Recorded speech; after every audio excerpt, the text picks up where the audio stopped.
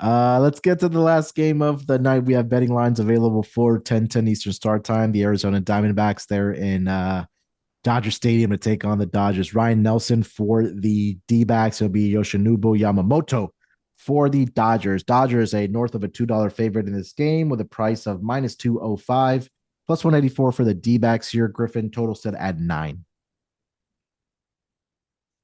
I I gotta say, this is gonna look really stupid. Please don't cut this, Sleepy and everyone else. But the Dodgers don't seem that good to me. They just really don't. I mean, Freddie Freeman's been incredible, and I think he has hit the best of any hitter in all of Major League Baseball for the month of May. Still does 90 minutes of rehab on his ankle every day or something like that, so he probably gets better. Who knows what happened to Mookie Betts, but he lost like 25 pounds to start the year. He looks like a slap hitter to me. And I got to say, like, they've been dealing with some injuries. Yeah, they lost Tommy Tanks, who basically filled in as a number three hitter because they were, I think, really struggling. And to me, the Dodgers, I mean, they've got the payroll, they've got four MVPs or three MVPs. Like, it's amazing how good they are. But I gotta say, like these prices, I'm forever tempted by their opponents. I've been doing a pretty good job of staying away, but it's hard for me to do. I'm not sure Ryan Nelson is the one to do that. He actually came in and closed them out because he's been basically the Swiss Army knife for the D-backs so far this season. I think got a save a couple Saturdays ago when the Dodgers were in Arizona. And honestly, I played the Dodgers that day, and part of my theory was the Diamondbacks don't have anyone to close tonight, and Ryan Nelson, I think, pitched the last two innings. So he's going to give you probably 3, 4 innings, would be my guess if things go according to plan. That's still a lot of outs to cover for a D-backs bullpen that looks very weak to me. They lost two of their closers on the IL. I think Justin Martinez, if he's not back already, will be back soon.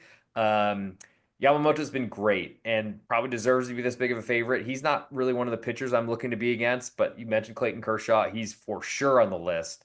And I feel like the closest thing for me in this one is seeing that there's potential blow up in the Arizona pitching staff just from literally from Ryan Nelson on down. Bet against him with the Mets when he started a few weeks ago, and I mean, he's a fastball guy, and the Dodgers just saw that. Plus, it's not really like the thing to do in Major League Baseball is to not really have another pitch. So I think we see runs here. I don't like the Dodgers enough to consider a run line, but I think there's a good chance we see a lot from Arizona. The problem is you might only get 8 at bats in the Dodgers, and that would be a little bit costly if Yamamoto is going to throw a gem.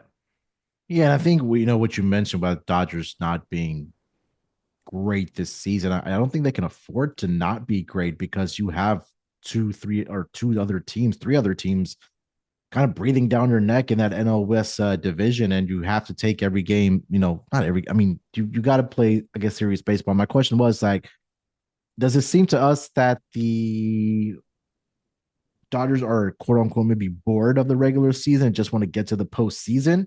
I mean, they are not going all out there to win every game. That is Yeah, guaranteed. They use bullpen arms like every other day. They refuse like some teams will use guys 3 days in a row, and that's like archaic. Like that's how Emmanuel Clase got hurt earlier this year. Stephen Vogt, nice job.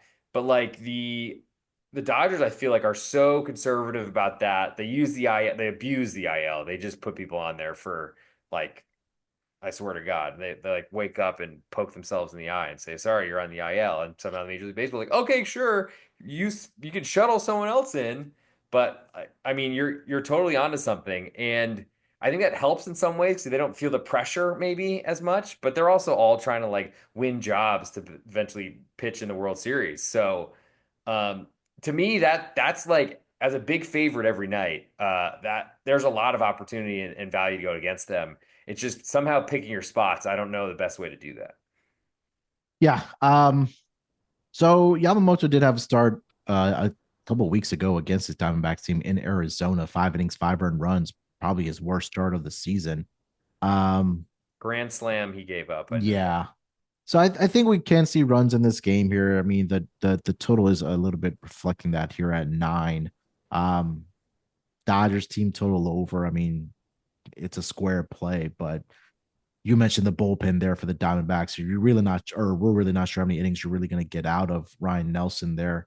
He's only coming in for about 3 to 4 innings there for this Diamondbacks team. So yeah, like you mentioned, Yamamoto's been great, but I think maybe we see runs being put up in this matchup.